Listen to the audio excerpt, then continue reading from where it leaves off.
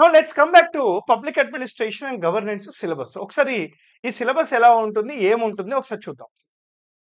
Public administration and governance అనేది section below ఉంటుంది మనకి. సెక్షన్ ఏ వచ్చేసి ఇండియన్ పాలిటీ, సెక్షన్ సి వచ్చేసి ethics and basic knowledge of law అనే చాప్టర్లు ఉంటుంది.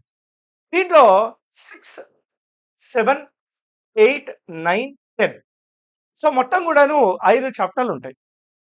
ఈ 5 చాప్టర్లలో చాప్టర్ 1 అంటే 6th chapter, 7th chapter, 8th chapter ఇవి పబ్లిక్ అడ్మినిస్ట్రేషన్ కి related. 8th chapter, 9th chapter, 10th chapter ఇది గవర్నెన్స్ కి రిలేటెడ్. అంటే 8th చాప్టర్ లో మనకి గవర్నెన్స్ కి రిలేటెడ్ గా టాపిక్స్ ఉంటాయి అండ్ పబ్యాడ్ కి రిలేటెడ్ గా టాపిక్స్ కూడా ఉంటాయి అన్నమాట. యూపీఎస్సీ వాళ్ళకి నేను పబ్లిక్ అడ్మినిస్ట్రేషన్ ఆప్షనల్ తీసుకుంటాను కాబట్టి దీని మీద నాకు కొద్దిగా అవగాహన అనేది ఉందన్నమాట. సో ఇది చాలా ఇంపార్టెంట్ మనకి.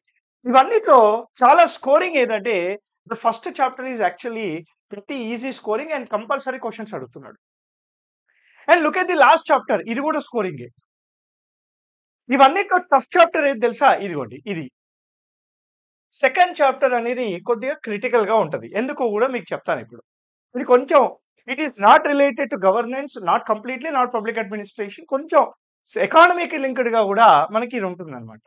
అమార్త్య సేన్ రిలేటెడ్ గా డెవలప్మెంటల్ ప్రాసెస్ ఉంటాయి, చాలా ఉంటాయి. మహబూబ్ హక్ మన బంగ్లాదేశ్ కి చెందిన వ్యక్తి అనుకుంటా, అదే మన హ్యూమన్ డెవలప్మెంట్ ఇండెక్స్ కనిపెట్టాడు. ఆయన రిలేటెడ్ గా ఉన్న థియరీస్ కూడా దీంట్లో ఉంటాయి అన్నమాట.